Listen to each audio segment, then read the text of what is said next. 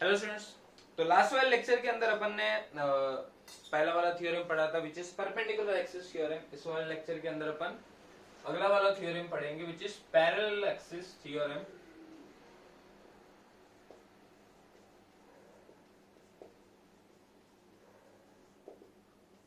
Right, parallel axis theorem.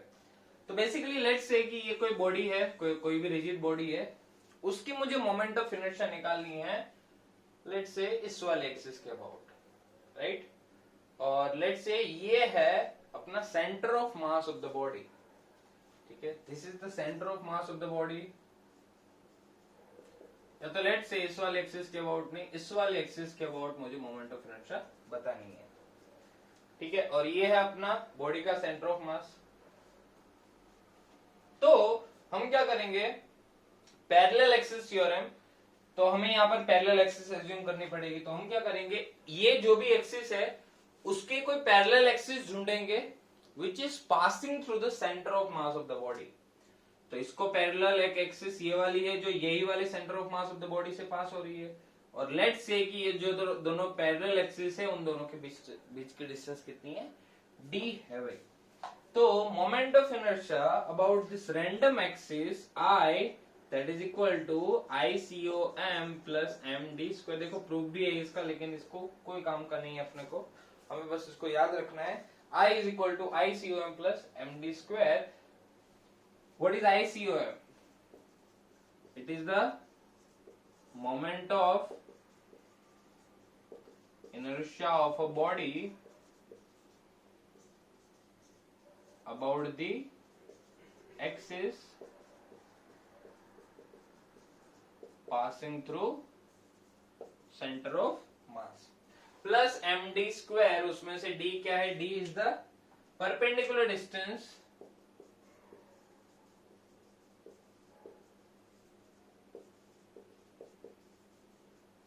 between both the axes, right. तो अपने पास है I is equal to ICOM plus md²। मतलब अपन को क्या करना है, सेंटर ऑफ मास से पास होती हुई एक्सिस के अबाउट मोमेंट ऑफ इनर्शिया निकालना है। m is the mass of the body, ठीक है। और प्लस md² लगा देना है। तो अपनी ये पैरेलल एक्सिस थ्योरम आ जाएगी। और अपना परपेंडिकुलर एक्सिस थ्योरम क्या था, Ix plus Iy is equal to Iz। तो इन दोनों का मिक्सचर होके बहुत ही अच्छे अच्छे सवाल बन सकते हैं।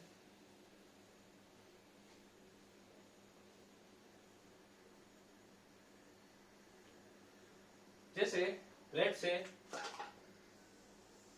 ये अपनी कोई रिंग है, मुझे इस वाले एक्सिस के अबाउट मोमेंट ऑफ इनर्शिया पूछिए, राइट।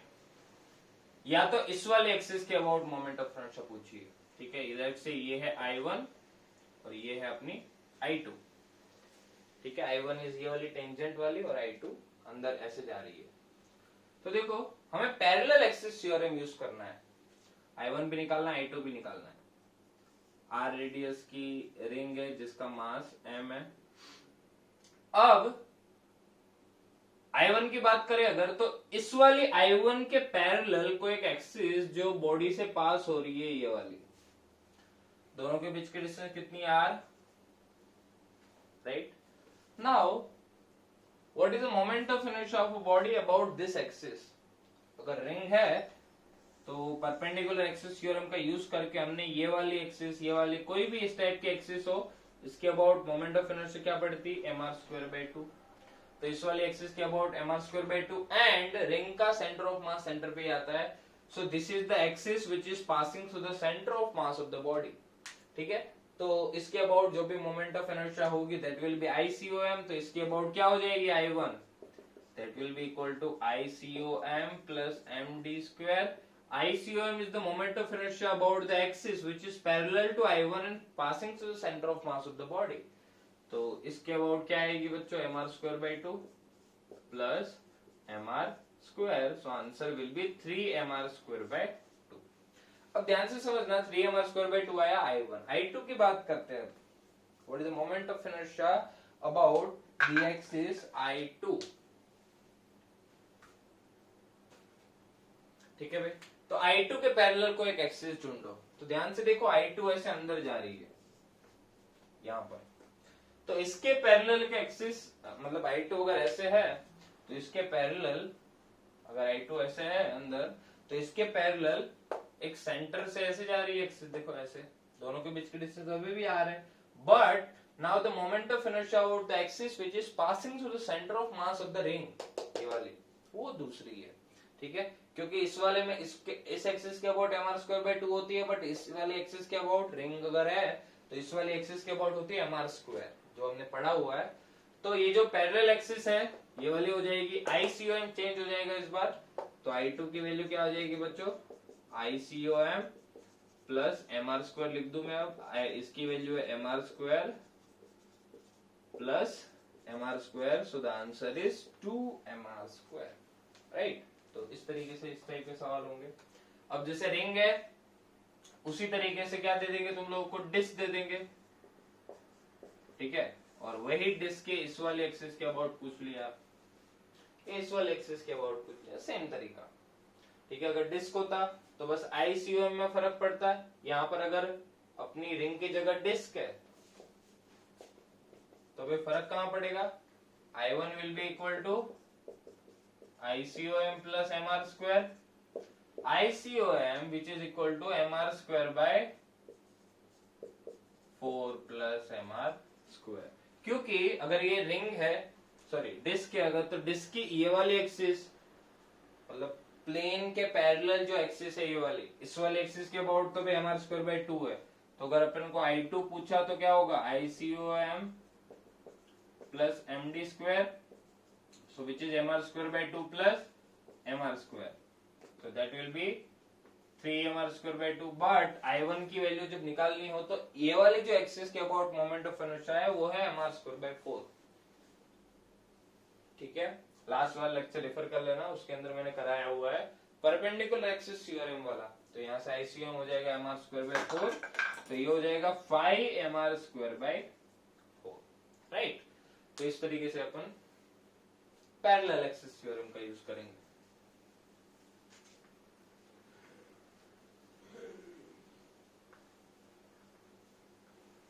नाउ सवाल, लेट्स से इस तरीके से कोई रिंग दी है,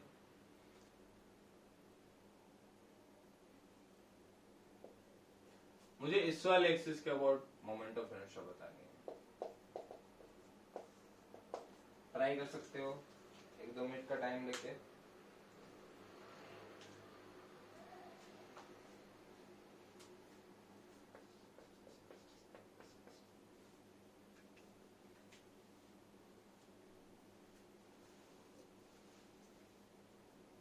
ठीक है भाई, देखो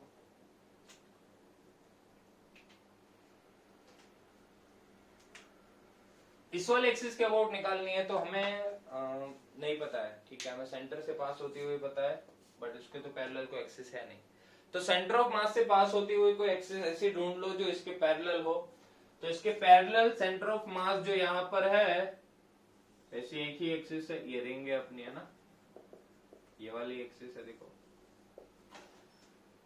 और इस वाले एक्सिस के अबाउट अगर ये रिंग है तो मैंने अभी बोला इस वाले एक्सिस के अबाउट क्या होती है बच्चों, mr² by। Now you just need to find out the perpendicular distance between both the axes, ये वाला, तो अगर ये r है ये r है तो ये वाला पूरा हो जाएगा कितना बच्चों, √2r,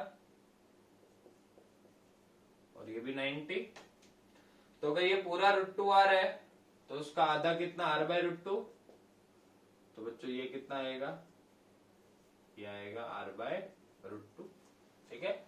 देखो ये पाइथागोरस लगा लेना इसमें, ये वाली चीज, ये अगर r/√2 है, ये r है, तो ये कितना, r² minus r² by 2, उसका under root, so it is under root r² by 2, so that is r/√2, which is the perpendicular distance between both the axes।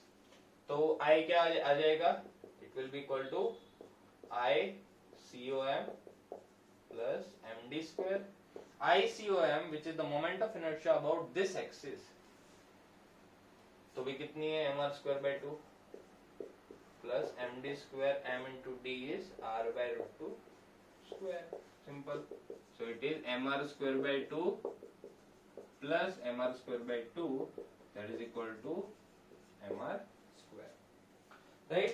तो इस तरीके से पैरेलल एक्सिस थ्योरम अपन को यूज करना है, ध्यान से देख लो।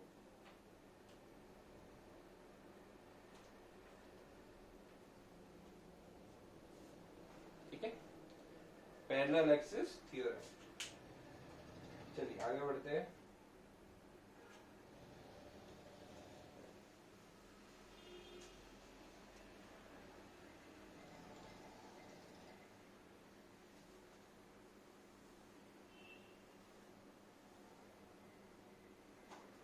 अब देखो, लेट्स से, ध्यान से समझना, ये बहुत ही अच्छा सवाल है।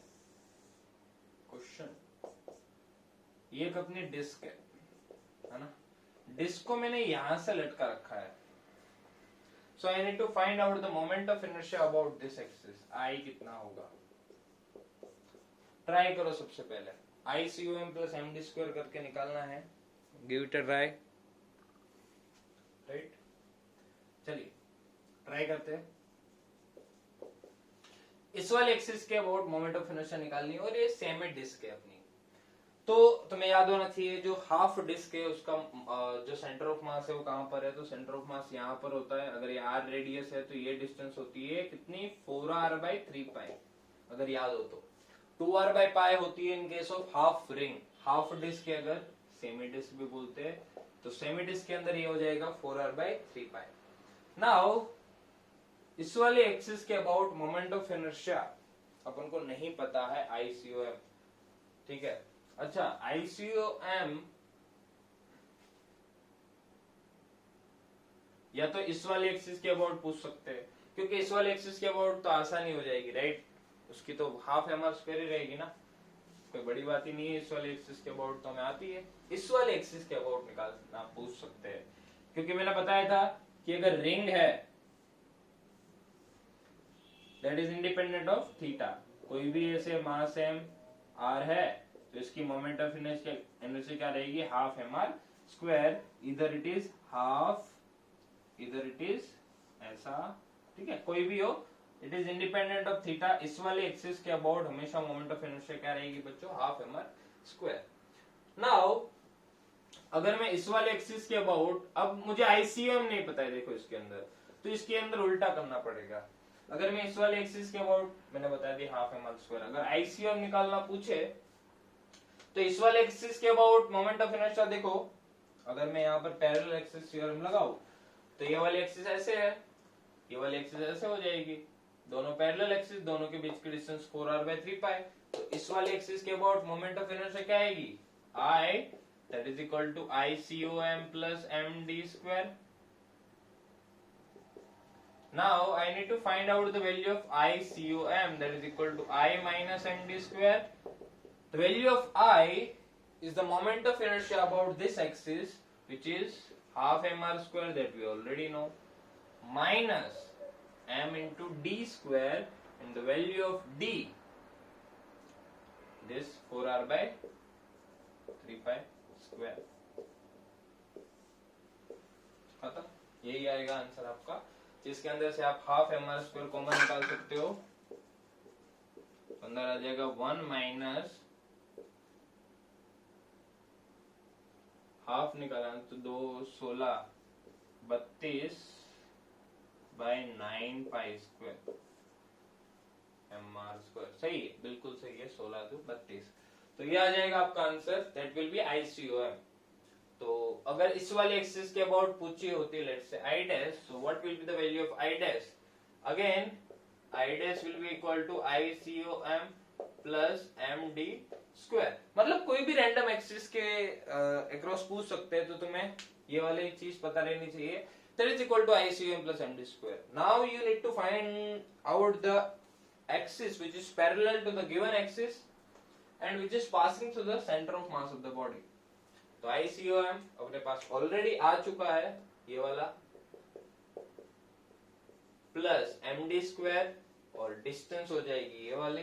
तो सोचो बच्चों, अगर पूरा r है, ये 4r/3π है, तो ऊपर वाला क्या हो जाएगा, r माइनस 4r/3π², ठीक है।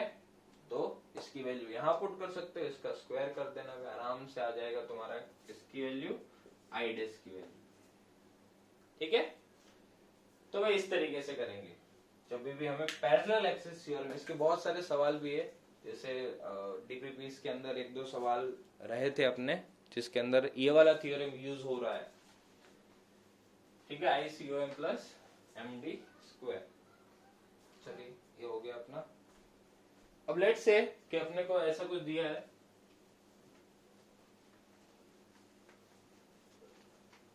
सवाल करते हैं अभी। तो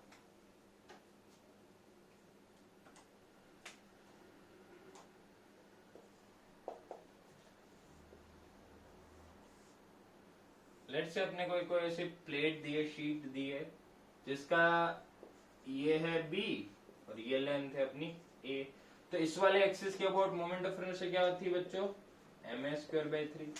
आई गेस ये याद होगा, ये बताया था मैंने सीधा एम ए स्क्वायर बाई 3। उसी तरीके से अगर इस वाले एक्सिस के अबाउट पूछते तो होता एम बी स्क्वायर बाई 3, इसका मास अगर एम है तो। Now you need to find out moment of inertia about this axis, about this axis, about this axis which is passing to the center.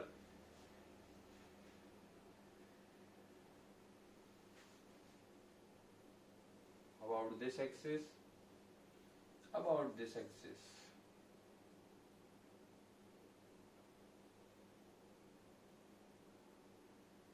पूरा perpendicular theorem, only perpendicular theorem से करना है। ठीक है, find out using only perpendicular axis theorem. जो पहला वाला theorem था वही यूज करके इसको सॉल्व करना है। ठीक है, और कोई एक्सिस बची नहीं है, ये भी ले सकते हो। ठीक है भाई, ट्राई करो।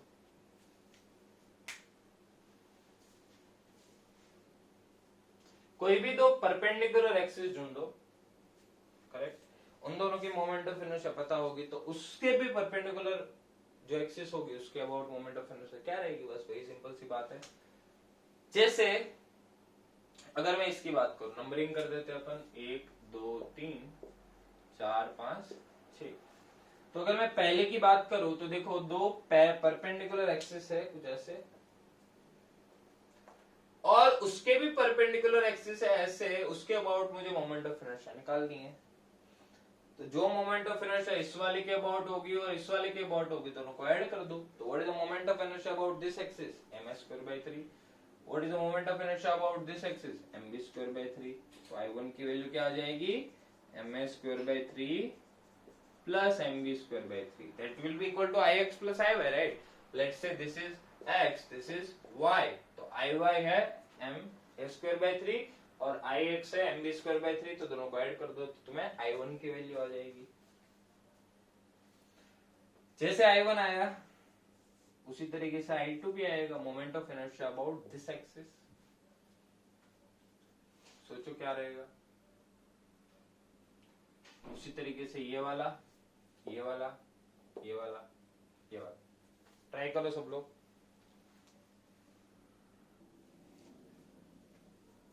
जैसे अगर इस वाली एक्सिस के अबाउट तुम्हें निकालनी है, तो अगर कोई रॉड है तो उसके मिडल में से पास होती हुई लाइन के लिए कितना होता है, एम एल स्क्वायर बाई 12।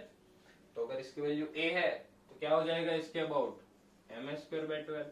उसी तरीके से इस वाली लाइन के अबाउट भी क्या हो जाएगा, एम बी स्क्वायर बाई 12, क्योंकि इस बार लेंथ भी है। ध्यान से देखना मैं कैसे कर रहा हूँ। ये लेंथ तो भी अपन ने ऐसी इतनी बनाई है ना, हो सकता है वो बड़ी हो सकता है एक स्क्वायर टाइप स्ट्रक्चर हो। ठीक है, तो वो हर केस में यही रहेगा, अपन को लेंथ की वैल्यू लेनी है एम बी स्क्वायर बाई 12। तो अब देखो आसानी से आ जाएगा। अगर मैं सेकंड की बात करूं तो ये वाली और ये वाली दो परपेंडिकुलर एक्सिस, तो ये वाली के अबाउट क्या I, M B square by 12 plus ये वाली के अबाउट क्या है, M X square by 3। So that will be value of moment of inertia about the axis which is perpendicular to this one and this one. उसी तरीके से अपनी I3 आएगी। देखो सोचो I3 तो पहले देखो I3 ये वाले एक्सिस और ये वाले एक्सिस ले लो। तो इस वाले एक्सिस के अबाउट तो क्या है, M A square by 3 plus इस वाले एक्सिस के अबाउट क्या हो जाएगी, देखो इस वाले एक्सिस के अबाउट अगर एम बी स्क्वायर बाई 3 है, अगर इस वाले एंड के about M L square by 3 है, तो इस वाले एंड के अबाउट भी क्या होगी बच्चों, एम एल स्क्वायर बाई 3 रहेगी, राइट। तो इसके अबाउट भी क्या हो जाएगी, क्या इसके about M B square by 3, खत्म। तो अपना थर्ड वाला सवाल आ गया। उसी तरीके से फोर्थ वाला ध्यान से देखोगे तो फोर्थ वाला दो परपेंडिकुलर एक्सिस ले लो, एक ये वाली और एक ये वाली जो सेंटर से पास हो रही है।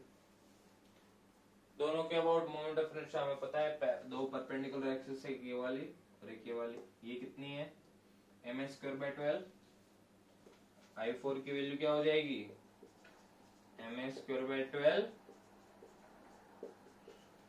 Plus M B square by 12। इसके about M B square by 12 है, इसके अबाउट एम स्क्वायर बाई 12, तो इसके परपेंडिकुलर एक्सिस के लिए मिल गई। I5 पूछा है,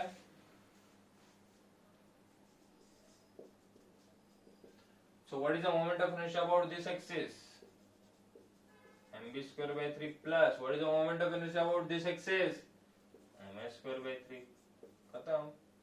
उसी तरीके से 6 वाला, ये वाला और ये वाला, वापस इसका आंसर तो वही आएगा, mb square by 3 plus ms square by 3, right. तो इस तरीके से अपन सारे थ्योरम्स यूज करेंगे। आई होप कि दोनों ही थ्योरम क्लियर है अपने, perpendicular axis theorem and parallel axis theorem.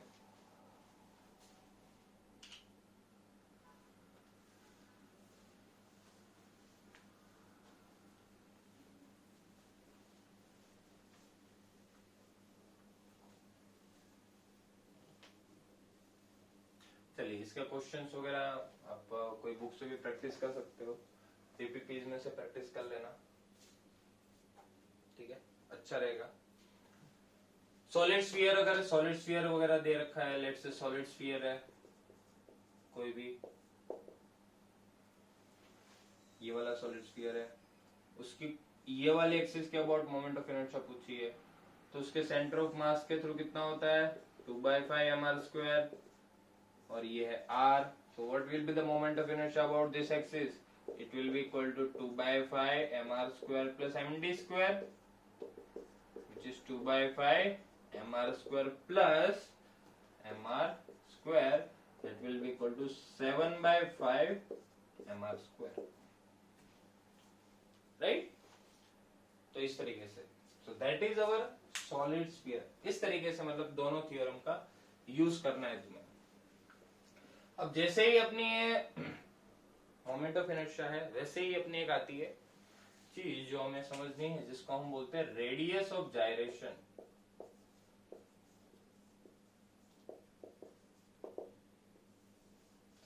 अब देखो ये रेडियस ऑफ जायरेशन क्या रहती है, इसको अपन वैसे के से रिप्रेजेंट करते हैं, ठीक है। तो समझते हैं रेडियस ऑफ जायरेशन एक्चुअल में होती क्या है। देखो थोड़ी टिपिकल डेफिनेशन है इसकी। तो लेट्स से कोई बॉडी है, सिंपल अपन डायग्राम से समझते हैं, उसकी moment of inertia about this axis कुछ है I, ठीक है, about this axis moment of inertia I है। अब लेट्स से मैं मान लूं कि इस बॉडी का जो मास है वो कहीं ऐसे एक पॉइंट P पे कंसंट्रेटेड है, ठीक है, पॉइंट P पे बॉडी का पूरा मास कंसंट्रेटेड है, that is basically centre of mass of the body. ऐसा एक पॉइंट है जहां पर मैं इसका सारा मास मान सकता हूं, लेट्स से इसका सारा मास m है, वो यहीं पे है। तो जब इस वाले m के लिए मैं इस वाले एक्सिस के अबाउट मोमेंट ऑफ इनर्शिया कैसे निकालूंगा, ये डिस्टेंस लेट्स से d है, तो इसके इस मास के लिए भाई कोई मास m है, उससे कोई d डिस्टेंस पे कोई पॉइंट है, तो इस वाले एक्सिस के अबाउट मोमेंट ऑफ इनर्शिया क्या होगी इसकी, सिंपल md²। तो अपन ऐसे निकाल सकते हैं कोई भी मास अगर रैंडम दिया है तो रेडियस ऑफ जायरेशन ये कहती है it is the distance of a point, ठीक है, इट इज अ डिस्टेंस, ऐसा समझ सकते हो, it is a distance of a point where we can assume that the whole mass of the body is concentrated there. ऐसा एक point अपन को मानना है जहां पर सारी बॉडी का मास कंसंट्रेटेड है and the moment of inertia of that mass distribution about this axis is the actual moment of inertia of this body about this axis. ठीक है, कोई बॉडी है, उसका moment of inertia let's say ये वाली body है, इसका moment of inertia मैंने इस वाले एक्सिस के अबाउट निकाला तो आया आई, right.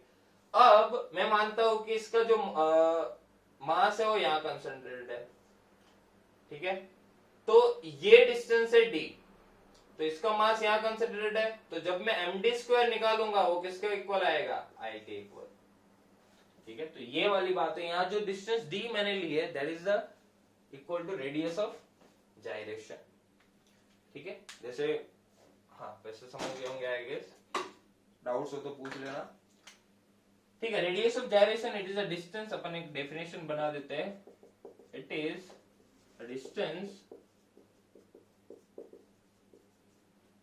From distance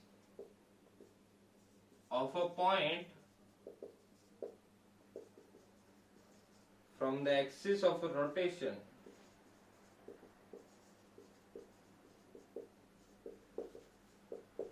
where the whole mass body to be is concentrated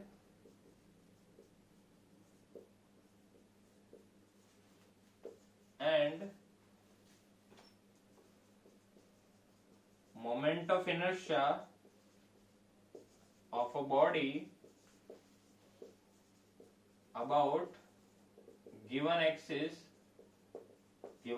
of rotation is equals to the moment of inertia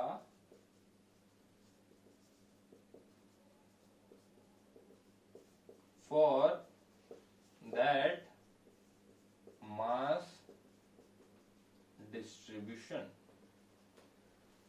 ठीक है भाई। तो ये बड़ी सी अपनी डेफिनेशन है रेडियस ऑफ जाइरेशन की, कि ये इट इज अ डिस्टेंस है, एक डिस्टेंस है from a point where the mass of the entire body is assumed to be concentrated. एक बॉडी है, उसका सारा मास मैं वहां कॉन्सेंट्रेट मान सकता हूं, और जब मैं उस वाले मास के लिए उतनी जो डिस्टेंस के लिए मैं मोमेंट ऑफ इनर्शिया निकालूंगा, ठीक है, वो एक्चुअल बॉडी के मोमेंट ऑफ इनर्शिया के बराबर आएगी, ठीक है। तो अपन ऐसा बोलेंगे I which is equal to M K square, मैंने एम डी स्क्वायर लिखा था, तो ये आ जाएगा where K is the moment sorry radius of gyration, जिसकी वैल्यू क्या आ जाएगी बच्चों, आई बाय एम, ठीक है। तो इस तरीके से अपन रेडियस ऑफ जाइरेशन निकालेंगे, ठीक है। सवाल आते हैं अलग अलग टाइप की बॉडीज के लिए, अपन को अलग अलग टाइप के रेडियस ऑफ जाइरेशन बतानी है। आई होप कि रेडियस ऑफ जाइरेशन क्लियर है, ठीक है। डेफिनेशन बस समझ लेनी है, फिर स्टेटमेंट बना सकते हो। जैसे अपन ने जो भी डिस्क वगैरह पढ़ा, स्फीयर पढ़ा, सॉलिड स्फीयर, होलो स्फीयर, तो अगर मैं होलो स्फीयर बताऊं, hollow sphere,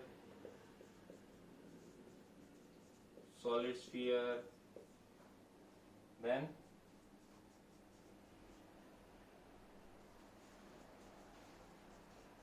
solid cone, disc, इन सब की रेडियस ऑफ जाइरेशन बतानी है।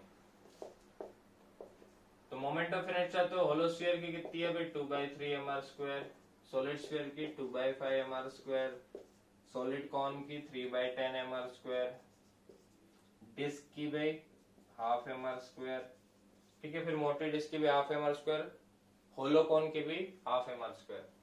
तो k निकालना है, तो I इक्वल टू तुम्हें क्या करना है, mk², तो वहां से k आ जाएगा, तो 2/3 mr² which is equal to mk², mm cancel, तो k की वैल्यू क्या आ गई बच्चों, √2/3 r। उसी तरीके से सॉलिड स्फीयर के लिए निकालेंगे, तो k की वैल्यू क्या आ गई भाई, √2/5 r। देख लो I इक्वल टू बस mk² करना है हर केस में, और k की वैल्यू निकालनी है, तो यहाँ पर k की वैल्यू क्या आ जाएगी भाई, √3/10 r, यहाँ पर r by √2। आई होप कि समझ गए होगे रेडियस ऑफ जाइरेशन किस तरीके से निकालना है। किसी भी बॉडी की अगर तुम्हें radius of moment of inertia पता है तो उसको m के स्क्वायर के बराबर कर दो और k is the radius of gyration. ठीक है, तो ये अपना मोमेंट ऑफ इनर्शिया का टॉपिक खत्म हुआ। अभी अगली बार से अपन टॉर्क के बारे में डिस्कस करेंगे।